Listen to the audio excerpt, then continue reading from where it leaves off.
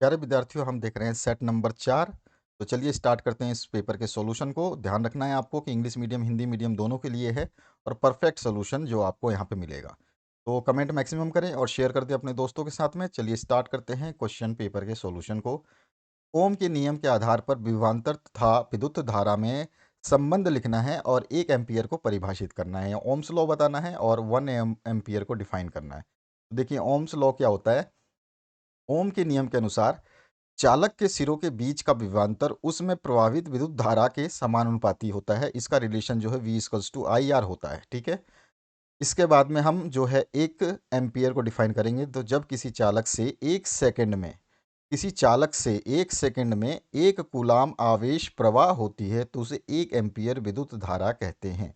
बहुत ही simple definition आपको लिखनी है। तो इस तरह से मैंने इंग्लिश मीडियम और हिंदी मीडियम के लिए सॉल्यूशन दिया है, आप देख सकते हैं। इसके बाद में आइए नीचे दूसरे क्वेश्चन पे। किसी चालक की लंबाई में परिवर्तन का उसके प्रतिरोध और प्रतिरोधकता पर क्या प्रभाव पड़ता है, यानी कि रेजिस्टेंस पे और उसकी रेजिस्टिविटी पे क्या इफेक्ट पड़ेगा, ये बताना है। तो देखिए किसी चालक की लंबाई को बढ़ाएं और घटाएं तो चालक का प्रतिरोध भी घटता और बढ़ता है। देखिए आप समझिए, लंबाई को बढ़ाने पर प्रतिरोध बढ़ जाएगा और लंबाई को कम करने से प्रतिरोध जो है घट जाएगा, यानी कि लंबाई पे डिपेंड करता है, जो कि हमने आपको कई बार बताया है, आगे भी बताएंगे। और किसी चालक की प्रतिरोधकता यानी रेजिस्टिविटी जो है उसकी लंबाई पर नहीं निर्भर करती है। लंबाई कैसा भी हो कोई फर्क नहीं पड़ेगा, क्योंकि उसकी प्रतिरोधकता जो है मटेरियल पे डिपेंड करती है, यानी कि वो पदार्थ कौन सा है उसके ऊपर डिपेंड करेगी। ठीक है। तो ये चीज़ हमें ध्यान रखनी है। तो ये आपका आंसर हो गया। उसके बाद नेक्स्ट जो क्वेश्चन है, अमलगम किसे कहते हैं। तो अमलगम बहुत ही सिंपल है। पारा के साथ में किसी अन्य धातु को मिलाने से एक मिश्र धातु जो बनती है उसको अमलगम कहते हैं। ध्यान रखना है कि मिश्र धातु बनती है, धातु मत लिख देना नहीं तो गलत हो जाएगा। तो an alloy made by mixing of mercury and any other metal is called amalgam. ठीक है। तो यहाँ पे ध्यान रखना है आपको, अलोय है मिश्र धातु। इसके बाद में नेक्स्ट जो क्वेश्चन है, इसमें पूछा गया इथीन का जो आपका सूत्र होता है C2H4, इसमें कौन सा जो है सहसंयोजी आबंध होता है। तो इसमें जो है 2 कार्बन जो है, ये C2 है ना, तो 2 कार्बन है, ये दोनों कार्बन जो है डबल बॉन्ड से जुड़े रहते हैं, यानी द्वि आबंध होता है। और इन दोनों कार्बन से ये 4 जो हाइड्रोजन है आपके, 1 कार्बन से 2 हाइड्रोजन और 1 कार्बन से 2 हाइड्रोजन जुड़े रहते हैं, यानी कि इसमें सिंगल बॉन्ड जो है देखने को मिलता है। तो हाइड्रोजन परमाणुओं के साथ में एकल बंध जो है मिलेगा। तो इस तरह से आप लिख देंगे इसका सॉल्यूशन। अगले क्वेश्चन की बात करें, जीवों में पाई जाने वाली विभिन्नता का क्या लाभ है। तो देखिए पौधे तथा जंतु एक दूसरे से खाद्य श्रृंखला तथा खाद्य जाल द्वारा जुड़े रहते हैं। जीवों में पाई जाने वाली विभिन्नता जो है परितंत्र को स्थिरता प्रदान करके परिस्थिति तंत्र को जो है संतुलित करती है, उसको बरकरार रखने में सहायता करती है। ठीक है। ये चीज़ आपको लिखना है, इकोलॉजिकल सिस्टम को बैलेंस करती है। इसके बाद आते हैं नेक्स्ट, समवर्ती अंग यानी कि एनालोगस ऑर्गन किसे कहते हैं। तो एनालोगस ऑर्गन जो है उन संरचनाओं को कहते हैं जो देखने में तो अलग अलग होते हैं पर उनके कार्य जो है एक ही होते हैं, उनको समवर्ती अंग कहते हैं। ठीक है। तो आप जैसे कि पक्षी के पंख और कीट के पंख देखोगे तो देखने में संरचना तो अलग होगी लेकिन इनके कार्य जो है एक जैसे होते हैं। ठीक है। तो यहाँ पर मैंने इसका जो है इंग्लिश वर्जन भी लिखा है। इसके बाद जो नेक्स्ट क्वेश्चन है 7वां, आप अपने व्यवहार का एक उदाहरण दें जो यह बताते हैं कि आप पर्यावरण मित्र हैं, यानी कि आप इको फ्रेंडली हैं। तो आप देखिए कैसे भी जो पर्यावरण है उसको संरक्षण करते हैं वही इको फ्रेंडली होता है। तो पानी बचाना, गाड़ी कम चलाना, अधिक पैदल चलना, जिससे क्या होता है प्रदूषण कम होगा, तो ये पर्यावरण को सुरक्षित बनाता है, जिससे ये साबित होता है कि हम पर्यावरण के मित्र हैं। या फिर आप और भी लिख सकते हैं कि आप प्लास्टिक बैग्स का यूज़ नहीं करते हैं, तो वो भी पर्यावरण मित्र में आ जाएगा। उसके अलावा आप लिख सकते हैं कि आप जो है घर से जब निकलते हैं तो लाइट्स को बंद करके जाते हैं, स्विच को बंद करके जाते हैं, वो भी पर्यावरण मित्रता में आता है, इको फ्रेंडली में। ठीक है। तो इस तरह से आप लिख सकते हैं इसके सॉल्यूशंस।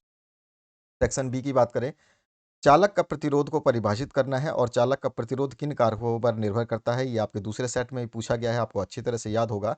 तो किसी चालक का जो प्रतिरोध है वो कैसे आपका जो है परिभाषित करेंगे। तो देखिए किसी चालक का पर आरोपित विभवांतर जो है और उसमें प्रवाहित धारा है, इस दोनों के अनुपात को जो है हम चालक का प्रतिरोध कहते हैं। अगर हम इसको इंग्लिश में सिंपली डिफाइन करें तो resistance is defined as property of conductor to resist, यानी कि जो रजिस्ट करता है फ्लो ऑफ चार्ज को, यानी आवेश को बहने से रोकने की उसकी खासियत जो है उसका रेजिस्टेंस कहलाता है, ठीक है, प्रतिरोध कहलाता है, सिंपल लिख सकते हैं। और चालक का जो प्रतिरोध है वो किन बातों पर निर्भर करेगा, तो चालक का प्रतिरोध जो है तार की लंबाई पर, और चालक के अनुप्रस्थ काट के क्षेत्रफल पर, और चालक के जो पदार्थ है उसके ऊपर, और चालक का तापमान है उसके ऊपर, इन चारों चीज़ों पे जो है डिपेंड करता है। यहाँ पे नीचे लिखा है टेम्परेचर पे, क्रॉस सेक्शनल एरिया पे, लेंथ ऑफ मटेरियल पे यानी कंडक्टर पे, और नेचर ऑफ द मटेरियल पे, ठीक है। ये चीज़ें आपको चार याद रखनी है। इसके बाद में है 2, 3 और 6 प्रतिरोध को, तीनों को कैसे जोड़ा जाए कि कुल प्रतिरोध जो है 1 ओम और 11 ओम मिले, यानी कि रेजिस्टेंस की वैल्यू हमें 1 ओम और 11 ओम मिले। ये कैसे कर सकते हैं, तो देखिए पहला जो हम 1 ओम के लिए सारे प्रतिरोधों को जो है समांतर क्रम यानी कि पैरेलल सीरीज में जोड़ेंगे तो हमें 1 ओम मिल जाएगा। सीरीज में जोड़ने से हमारा फॉर्मूला जो बनता है 1 अपॉन सभी के ऊपर आ जाता है सीरीज में, ठीक है, सॉरी सीरीज में नहीं, समांतर में। तो समांतर में 1 अपॉन आ जाएगा सभी में, तो आरपी इसलिए लिखा है कि पैरेलल है, पैरेलल की बात हम आरपी, और सीरीज में जोड़ेंगे तो आरएस लिख देंगे। तो RP 1 upon RP equals to 1 upon R1 R2 और R3 हो जाएगा, और इन सभी की वैल्यू रखेंगे, एलसीएम लेंगे तो 1 ओम जो है इसका प्रतिरोध जो हमें मिलेगा। आरपी यानी पैरेलल में रेजिस्टेंस की वैल्यू आ गई 1 ओम, जो कि हमें साबित करना था। दूसरे क्वेश्चन पार्ट में पूछा गया कि 11 ओम कैसे प्रतिरोध प्राप्त करेंगे, तो तीनों को जो है हम श्रेणी क्रम में जोड़ देंगे यानी कि सीरीज में जोड़ देंगे। तो सीरीज में तो आर एस हो गया सीरीज में, और आर एस को जो है R1 plus R2 plus R3 यानी कि 2 प्लस 3 प्लस 6 यानी कि टोटल हो गया 11 ओम। तो इस तरह से हमारा जो है इस आंसर को बताना था। अगला जो क्वेश्चन है, इलेक्ट्रॉन का स्थानांतरण के द्वारा N2O, NaCl और MgO का निर्माण जो है आपको बताना है। देखिए N2O का निर्माण जो है आपके सिलेबस के अकॉर्डिंग गलत दिया है, देना नहीं चाहिए था N2O। फिर भी अगर आपको देखना है समझना है तो आपको इसको याद रखना है। देखिए आपका जो है नाइट्रोजन में 7 इलेक्ट्रॉन्स होते हैं, पहले कक्ष में 2, उसके बाद में दूसरे में 5। तो आपके 2 नाइट्रोजन है यहाँ पे, तो एक पे 5 हो गया, दूसरे पे 5 हो गया। ऑक्सीजन में आपके बैलेंस इलेक्ट्रॉन जो होते हैं वो 6 होते हैं, तो यहाँ पर हमने ऑक्सीजन पे 6 दिखा दिए। अब जो है इन दोनों इलेक्ट्रॉन्स, ये जो 5-5 इलेक्ट्रॉन्स हैं, ये क्या करते हैं कि ये चाहते हैं कि हमारे को 3 मिल जाए तो हम 8 बन जाए, 3 इसको दे दो और 3 इसको दे दो तो ये 8 बन जाए। ऑक्सीजन चाहता है कि मुझे जो है 2 मिल जाए तो मैं 8 बन जाऊँ। तो यहाँ पर जो है ये नाइट्रोजन जो है ये ऑक्सीजन को देता है, और ऑक्सीजन जो है 8 को पूरा करता है। तो नाइट्रोजन में जो है ये ट्रिपल बॉन्ड फॉर्म होता है, और एक जो सेंटर वाला नाइट्रोजन है इस पे प्लस चार्ज गेन कर लेता है, और ऑक्सीजन जब 8 करता है तो इस पे एक माइनस चार्ज जो है गेन हो जाता है। तो इस तरह से इसका स्ट्रक्चर आपको बनाना है। एक्चुअल में आपके ये देना ही नहीं चाहिए था इसको, ठीक है, ये गलत दे दिया है, लेकिन फिर भी अगर आपको याद रखना है तो आप NO2 का स्ट्रक्चर जो फाइनल ये लिख देंगे तो आपका आंसर करेक्ट हो जाएगा, ध्यान रखना है। इसके बाद में नेक्स्ट जो है NaCl, NaCl में देखिए Na पर यानी सोडियम पर 1 इलेक्ट्रॉन जो है वो रहता है, और क्लोरीन पे जो है आपके 7 इलेक्ट्रॉन रहते हैं। तो क्लोरीन चाहता है कि मुझे 1 इलेक्ट्रॉन मिल जाए तो मैं 8 अपने पूरे कर लूँ, और Na कहता है कि मुझे 7 दे दो तो मैं पूरे अपने 8 कर लूँ। तो NaCl जो है ये अपने 7 नहीं देगा क्योंकि इसके पास ज़्यादा है, तो ये एक कम वाला जो है Na दानी हो जाता है, और ये 1 इलेक्ट्रॉन इसको दे देता है। Na पर जो है देने से जो देता है उस पे पॉजिटिव चार्ज, और जो लेता है यानी जो मांगता है उस पे नेगेटिव चार्ज आ जाता है। तो यहाँ पर देखेंगे आप कि इस पे Cl पे एक नेगेटिव चार्ज आ गया, और इसके 8 के 8 पूरे हो गए। Na ने अपना 1 दे दिया तो इस पे पॉजिटिव चार्ज आ गया। इस तरह से इसका डॉट स्ट्रक्चर हो गया। अब MgO की बात करते हैं। तो देखिए MgO को हम कैसे डिफाइन करेंगे। MgO के ऊपर दो दो चार्ज होते हैं, ठीक है। ऑक्सीजन के ऊपर अभी मैंने बताया आपके पास में 6 चार्ज होते हैं। अब ये ऑक्सीजन चाहता है कि मेरे को 2 मिल जाए तो मेरे को क्या मिलेगा, 8 मिल जाएगा टोटल। तो 2 ये Mg जो है इसको 2 दे देता है। इसको 2 देने का मतलब है इसके ऊपर +2 चार्ज, 1 देगा तो 1 चार्ज होगा, 2 देगा तो 2 चार्ज, तो इसके ऊपर 2 चार्ज पॉजिटिव आ जाएंगे। और इसको 2 दे रहा है ये, तो इसके ऊपर 2 माइनस का नेगेटिव चार्ज आ जाएगा। तो ऑक्सीजन के 8 पूरे तो होते हैं, लेकिन लेने वाला क्या होता है, नेगेटिव हो जाता है। तो यहाँ पर 2 जो है नेगेटिव चार्ज आ जाता है। तो इस तरह से इसका इस इलेक्ट्रॉनिक डॉट स्ट्रक्चर जो आप बता सकते हैं इस तरह से। यहाँ पे मैंने फॉर्मूले के हिसाब से भी बताया है, लेकिन आपको यहाँ पे आप इस तरह से भी बता सकते हैं, और आप इस तरह से भी बता सकते हैं। तो बेहतर रहता है कि डॉट स्ट्रक्चर आप जब पूछा जाता है तो डॉट स्ट्रक्चर से ही बताएंगे। उसके बाद आते हैं 11वें क्वेश्चन पे।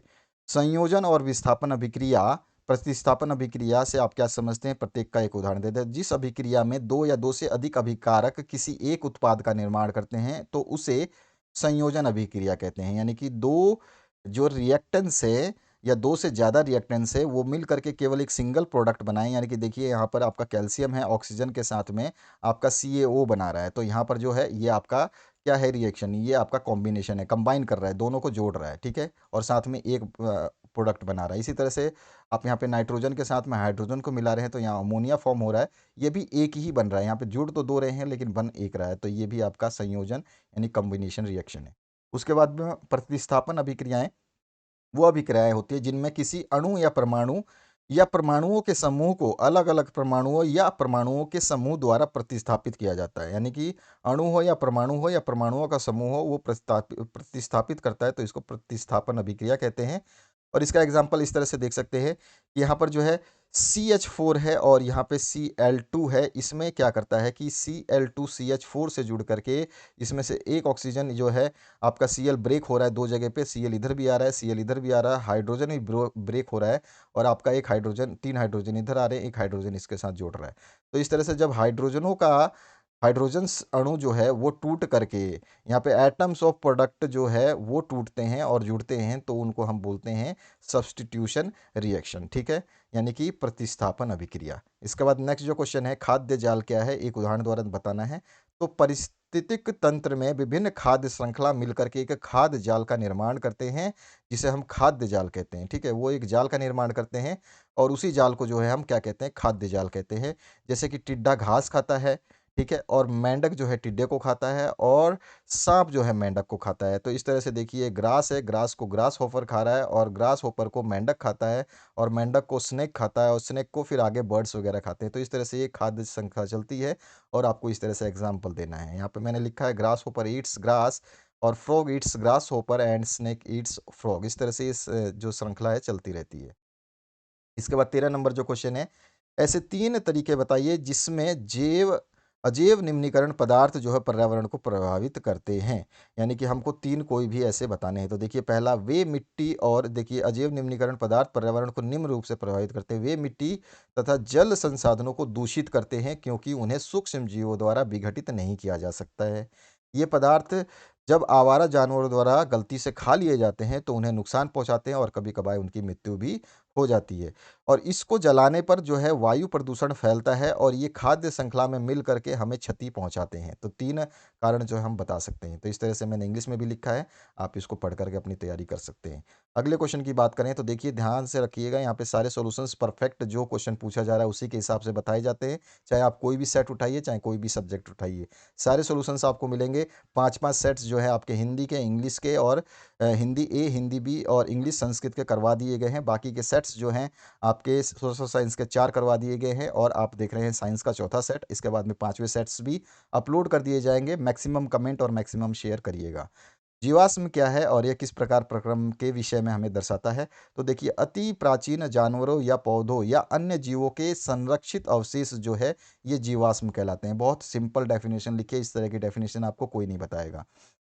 ये जीवाश्म हमें कई विलुप्त जानवरों के बारे में बताते हैं, और यह भी जानकारी देते हैं कि इनका विकास कैसे हुआ होगा, ठीक है। तो ये चीज़ हमें जो है जीवाश्म बताते हैं, ध्यान रखना है। तो ये चीज़ हमने यहाँ पे लिखी है इंग्लिश में। इसके बाद में सेक्शन सी स्टार्ट होता है। तो यहाँ पर जो है आपको पहला जो मतलब सेक्शन सी का 15 क्वेश्चन है, विद्युत जनरेटर क्या है और यह किस सिद्धांत पर कार्य करता है, इसके निर्माण और कार्य प्रणाली का वर्णन करना है। तो यहाँ पे देखिए, विद्युत जनरेटर यानी कि इलेक्ट्रिक जनरेटर एक ऐसी युक्ति होती है जो यांत्रिक ऊर्जा को विद्युत ऊर्जा में बदल देती है। यह विद्युत प्रेरण के सिद्धांत पर कार्य करती है, विद्युत चुंबकीय प्रेरण के सिद्धांत पर कार्य करती है। तो हमने दोनों चीज़ देख ली है कि जनरेटर क्या होता है और ये किस प्रिंसिपल पे काम करता है। अब हम इसके कंस्ट्रक्शन और वर्किंग की बात करेंगे। तो सबसे पहले इस तरह का चित्र, आप इससे भी सिंपल चित्र बना सकते हैं।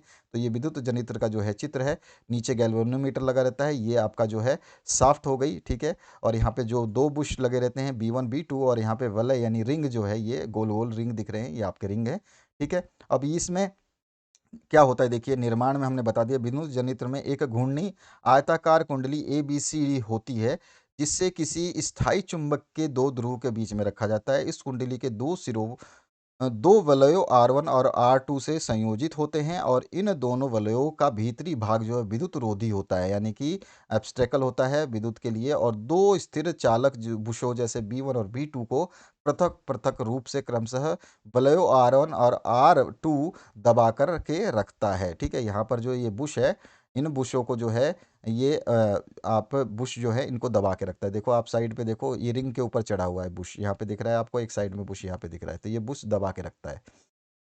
इसके बाद में कार्यविधि क्या है कि जब आर्मेचर यानी कुंडली एबीसीडी को दक्षिणावर्त दिशा में घुमाया जाता है तो कुंडली में विद्युत चुंबकीय प्रेरण के कारण विद्युत धारा प्रवाहित हो जाती है। धारा की दिशा में फ्लेमिंग के दाएं हाथ के नियम से ज्ञात की जाती है और कुंडली के आधा चक्कर पूरा करने तक धारा की दिशा वही रहती है। अतः पहले आधे चक्कर में धारा B2 से B1 की दिशा में बहती है और आधे चक्कर अगले आधे चक्कर में है जो धारा की दिशा बदल जाती है, अतः धारा B1 से B2 की ओर बहती है। इस प्रकार परिपथ में प्रत्यावर्ती धारा का जो है निर्माण होता है या प्रवाहित होती है। तो बहुत ही सिंपल लैंग्वेज में मैंने बताई है, आप लिख दोगे तो गारंटी है आपको मज़ा आ जाएगा और आसानी से याद कर सकते हो। इसको इंग्लिश में मैंने यहाँ पे लिखा है, आप इंग्लिश के जो मीडियम के स्टूडेंट है वो याद करेंगे। वही डायग्राम है, यहाँ पर जो है मैग्नेटिक पोल है, बुसेस हैं, यहाँ पे रिंग्स हैं और यहाँ नीचे गैल्वेनोमीटर है और बीच में जो आपका स्पिंडल है। ठीक है, तो इस तरह से ये डायग्राम हो गया और इसका जो है वर्किंग प्रिंसिपल यहाँ से बता दोगे। कंस्ट्रक्शंस मैंने आपको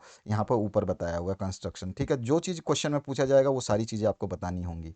आगे बढ़ते हैं 16 नंबर क्वेश्चन पे। तो यहाँ पे दिए गए आरेख में यानी कि इन द गिवन सर्किट जो है R1 और R2 देख रहे हैं आप, ये सीरीज में लगे हुए हैं, 6 वोल्ट की बैटरी से कनेक्टेड है। तो यहाँ पर बोल रहा है कि बैटरी से संयोजन किया जाता है तो परिपथ का कुल प्रतिरोध परिपथ में कुल प्रवाहित विद्युत धारा यानी कि आपको टोटल रेजिस्टेंस और टोटल करंट और प्रत्येक प्रतिरोध में प्रवाहित यानी कि R1 में कितना और R2 में कितना आई यानी कि करंट बह रहा है वो बताना है। तो देखिए दिया क्या गया है, तो R1 दिया है 4 ओम और R2 दिया गया है 20 ओम और वोल्ट दिया गया है 6 वोल्ट। यहाँ पर सभी चीज़ की वैल्यूज़ जो हमें क्वेश्चन में दी गई हैं, इस क्वेश्चन से हमने इस वैल्यू को रख लिया। अब हमारा पहला जो क्वेश्चन पूछा गया परिपथ का कुल प्रतिरोध यानी कि टोटल जो current following in the current की जगह यहाँ पे रेजिस्टेंस लिखना है, रेजिस्टेंस करिएगा इसको। तो यहाँ पे जो है हमें कुल प्रतिरोध निकालना है। कुल प्रतिरोध का मतलब है total resistance of following in the circuit. तो सर्किट की जो देखिए सर्किट की बनावट क्या कह रही है कि सर्किट जो है आपका ये कैसा है। तो यहाँ पर देखिए ये सीरीज में है यानी कि श्रेणी क्रम में है। तो श्रेणी क्रम में हमारा R1 प्लस R2 होता है। तो R बराबर यानी टोटल प्रतिरोध जो निकालेंगे वो R1 प्लस R2 कर देंगे। तो R1 और R2 की जो वैल्यू है उसको जोड़ देंगे तो हमारा जो कुल प्रतिरोध है वो 24 ओम आ जाएगा। इसके बाद में परिपथ में प्रवाहित कुल विद्युत धारा यानी टोटल करंट जो है हमें बतानी है फ्लोइंग इन द सर्किट। तो I equals to V upon R formula होता है। हमारे पास V की वैल्यू 6 वोल्ट दे रखी है, R अभी भी हमने निकाला था 24, तो 6/24 करके 1/4 यानी कि इसको डिवाइड करेंगे तो 0.25 एम्पियर जो है इसका सॉल्यूशन आ जाएगा। इसी तरह से सी सेक्शन में पूछा गया आपसे कि R1 और R2 में प्रवाहित विद्युत धारा यानी कि करंट फ्लोइंग थ्रू R1 और R2 आपको बतानी है। तो R1 की बात करेंगे तो हम इसको I1 मान लेंगे, R2 की बात करेंगे तो हम उसको I2 मान लेंगे। हमें पता है कि I बराबर होता है V अपॉन R। तो V की वैल्यू हमारे पास 6 है और R1 की वैल्यू क्वेश्चन में 4 दे रखी है तो 6/4 हो जाएगा, काटेंगे तो 3/2 हो जाएगा और इसको हम डिवाइड करेंगे तो 1.5 एम्पियर आ जाएगा। इसी तरह से R2 प्रवाहित विद्युत धारा जो है वो निकाल देंगे, R1 से कितनी आ रही है, R2 से कितनी प्रवाहित हो रही है। तो current flowing through the R2, इसको मान लिया हमने I2 यानी I बराबर होता है V अपॉन R और R2 की बात हो रही है, I2 की बात हो रही है तो 2 लगा देंगे और V की वैल्यू हमारे पास 6 एम्पियर है और R की वैल्यू 20 है R2 की। तो यहाँ पे R2 की हमने 20 रखी, इसको काटा तो ये आ जाएगा 2 या 6 और 10 दूनी 20 यानी कि 2 से डिवाइड करेंगे तो 3/10 आ जाएगा और इसको फिर आप डिवाइड करेंगे तो 0.3 एम्पियर जो है R2 का करंट निकल जाएगा। तो इस तरह से ये सॉल्यूशन करना था। साबुन की सफाई प्रक्रिया की क्रियाविधि जो है हमें समझानी है। तो एक्सप्लेन करना है क्लींजिंग प्रोसेस ऑफ सोप। तो साबुन के धोने की प्रक्रिया जो है इसको हम समझाते हैं। तो साबुन के अणु में दो सिरे होते हैं, एक सिरा जो है ध्रुवीय ध्रुवीय होता है जिसको पोलर बोलते हैं जो जल रागी होता है और दूसरा सिरा जो कार्बनिक श्रृंखलाओं द्वारा युक्त होता है उसको अध्रुवीय यानी कि जो जल विरागी होता है। ये दो ध्रुवों से मिलकर बना होता है। कपड़े धोने की प्रक्रिया में जो है साबुन का अणु जो है अणु का अध्रुवीय भाग यानी कि जो आपका ये वाला विरागी भाग जो है भाग या मैल या तेल की बूंद की ओर होता है। जहाँ पर भी तेल का पार्ट होगा या मैल का पार्ट होगा उसकी तरफ ये अध्रुवीय भाग होगा और ध्रुवीय भाग जो होता है यानी कि जिसको जल रागी कहते हैं वो भाग जो है बाहर की ओर होता है। इस प्रकार तेल की बूंद जो है साबुन अणुओं द्वारा घिर जाती है। तो साबुन अणुओं से अगर तेल घिर जाएगा तो साबुन अणुओं के द्वारा बनी हुई इस संरचना को जो है हम मीसेल कहते हैं। तो देखिए यहाँ पर जो है ये मेल ग्रीस या ऑयल है बीच में और यहाँ पर जो है इसकी पूंछ वाला जो है ये अविरागी जो संरचना है, जो कि नॉन पोलर होता है, ये इसमें पूरी तरह से इसको घेर लेता है। और जो आपका ध्रुवीय भाग होता है वो पानी के बाहर की तरफ होता है। तो इसको घेरने के बाद में एक ये इस तरह का मोटा सा गुच्छा बना लेता है, और इस गुच्छे को जो है, इस संरचना को हम मिसेल कहते हैं। पानी डालने पर ध्रुवीय भाग से पानी क्रिया कर देता है और तेल की बूंद जो है साफ हो जाती है। इस प्रकार कपड़े जो हैं आसानी से धुल जाते हैं। तो ये बहुत ही सिंपल तरीके से मैंने बताया है। ये डायग्राम जरूर बनाएंगे ताकि आपको एग्जामिनर फटाफट नंबर दे दे। डायग्राम बनाना नहीं भूलना, ये डायग्राम जरूर बनाओगे। ध्यान रखना, इंग्लिश के लिए भी लिखा है मैंने, हिंदी के लिए भी लिखा है। बहुत सिंपल डायग्राम है। तो इस तरह का डायग्राम बना दोगे, मिसेल का निर्माण कैसे होता है, फॉर्मेशन ऑफ मिसेल, और इसी से समझ जाएगा एग्जामिनर कि आपने सही लिखा है। और यहाँ पर इंग्लिश मीडियम के लिए मैंने सोल्यूशन दिया है, ये आप देख सकते हैं। 18वां जो क्वेश्चन है, स्पीसीज से आप क्या समझते हैं, वो कौन से कारक हैं जो नई स्पीसीज के उद्भव में सहायक हैं। तो कौन से कारक हैं, फैक्टर्स बताएंगे, साथ में स्पीसीज क्या होते हैं ये भी बताएंगे। तो सबसे पहले ए पार्ट की बात करें तो ऐसे जीवों का समूह जिसमें आधारभूत विशेषताएं समान होती हैं तथा वे आपस में लैंगिक जनन कर सकते हैं, स्पीसीज कहलाते हैं। A group of organism having similar basic characteristics and capable of sexual reproduction among themselves they called species. ठीक है। और जो कारक जो नवीन स्पीसीज बनाने में सहायता प्रदान करते हैं उनको हमने डिस्कस किया है। तो पहला कारक जो है, शारीरिक लक्षणों में परिवर्तन होता है, गुणसूत्रों की जो संख्या है उसमें परिवर्तन हो, या विभिन्नताएं जिसमें जी जनन की जो है क्षमताएं हो, और उसके अलावा आनुवांशिक चलन या प्रकृतिकरण का वर्ण हो। तो इस तरह से अगर ये चीज़ें होती हैं तो नवीन स्पीसीज जो है वो जन्म लेते हैं। तो यहाँ पर जो है मैंने इंग्लिश में भी लिखा है वो फैक्टर्स जो इसको हेल्पफुल होते हैं न्यू स्पीसीज के फॉर्मेशन में। तो ये चारों फैक्टर आपको याद रखने हैं, इससे ज़्यादा फैक्टर नहीं है, यही मेन फैक्टर हैं, उनको याद रखना है आपको। इसके बाद में 19वां जो अंतिम क्वेश्चन है, जैव निम्नीकरणीय और अजैव निम्नीकरणीय पदार्थ में अंतर बताना है।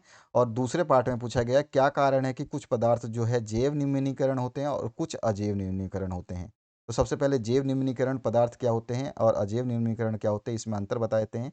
तो इसमें वे ये वे अपशिष्ट पदार्थ हैं जिन्हें हानि रहित पदार्थों में तोड़ा जा सकता है, जैसे कि गोबर जो है आपका जैव निम्नीकरण है, ये अपने आप जो है पृथ्वी में समा जाता है और ख़त्म हो जाता है।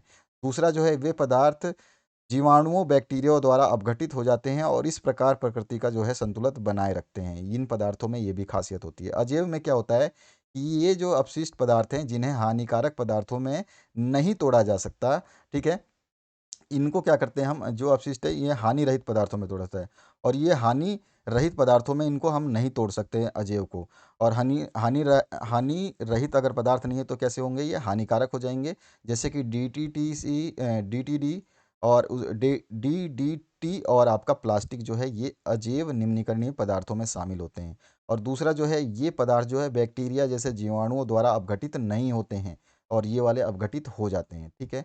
इसके अलावा जो है, इसका इंग्लिश वर्जन जो है मैंने बायोडिग्रेडेबल और नॉन बायोडिग्रेडेबल के बारे में दोनों ही अंतर को यहाँ पे स्पष्ट किया है। तो आप इसको देख सकते हैं यहाँ से। और इसके बाद में बी पार्ट में पूछा गया, अपघटकों की विशिष्ट प्रवृत्ति के कारण जो है पदार्थ को दो श्रेणियों में बांटा गया है। तो इसकी प्रकृति विशिष्ट प्रकृति होती है, इसलिए जैव और अजैव निम्नीकरणीय पदार्थ होते हैं। तो जैव निम्नीकरण पदार्थ कैसे होते हैं, वे पदार्थ जिन्हें अपघटकों की जैविक क्रिया द्वारा तोड़ा जा सकता है जैव निम्नीकरणीय पदार्थ के रूप में जाने जाते हैं। ऐसे पदार्थ आम तौर पर प्राकृतिक होते हैं, यानी कि नेचुरल होते हैं। उदाहरण के लिए पौधों और जानवरों के मृत अवशेष ये जो है इसका एग्जाम्पल हैं, और ये धीरे धीरे अपने आप डिकम्पोज हो जाते हैं पृथ्वी के अंदर। अजैव निम्नीकरणीय पदार्थ वो होते हैं जिन्हें जो है अपघटकों के जैविक क्रिया द्वारा विघटित नहीं किया जा सकता, यानी कि ये जल्दी से डिकम्पोज नहीं होते हैं, अजैव निम्नीकरण पदार्थ कहलाते हैं। ऐसे पदार्थ आमतौर पर प्राकृतिक नहीं होते, मानव निर्मित होते हैं। उदाहरण के लिए जैसे प्लास्टिक। प्लास्टिक को आप आज छोड़ दो, कहीं पे गाड़ दो ज़मीन में, उसको बाद में आप 2 साल बाद भी देखोगे तो वहाँ पे वो मिल जाएगा। तो इस तरह से हम इसको डिफाइन कर सकते हैं, और यहाँ पे मैंने इंग्लिश मीडियम के लिए भी सॉल्यूशन लिखा है। तो आपके जो दूसरे सेट्स बचे हुए हैं, इनके पांचवें सेट वो जल्द ही आने वाले हैं। मैक्सिमम कमेंट और मैक्सिमम शेयर करिए ताकि हम उसके सॉल्यूशंस को जल्द से जल्द बना दें, क्योंकि सबसे ज़्यादा कमेंट जो है वो 12वीं क्लास के आ रहे हैं। तो सबसे ज़्यादा 12वीं क्लास के सॉल्यूशंस बनाए जा रहे हैं, आपके भी सॉल्यूशंस बनाए जा रहे हैं जैसे जैसे आप लोगों के कमेंट आ रहे हैं, रिस्पॉन्स आ रहे हैं। तो अपनी रिस्पॉन्स को करते रहें। और कोई अगर आपको वीडियो नहीं मिलती, कोई लिंक नहीं मिलता, तो उसके लिए भी कमेंट कर सकते हैं। कमेंट में आपको जो है रिप्लाई कर दिया जाएगा लिंक के साथ में, ताकि आप सारे सॉल्यूशंस देख पाएँ। और ये सॉल्यूशंस बहुत महत्वपूर्ण रहेंगे, क्योंकि आपके बोर्ड एग्जाम में ज़्यादातर क्वेश्चंस मॉडल पेपर्स और आपके जो मासिक जांच परीक्षाओं के पेपर्स करवाए हैं हमने उनमें से, और साथ ही साथ कुछ प्री बोर्ड पेपर्स मैंने करवाए थे स्पेशल एग्जामिनेशंस के नाम से, उनमें से आएंगे। तो मैंने जो चीज़ें डाली हैं उनमें से ही आपके क्वेश्चंस बनेंगे, उनको ज़रूर आप ध्यान से पढ़ लें। इस वीडियो को देखने के लिए बहुत बहुत धन्यवाद। शेयर आपने कर दिया होगा, लाइक का बटन आपने दबा दिया होगा। Thank you very much. Have a good day.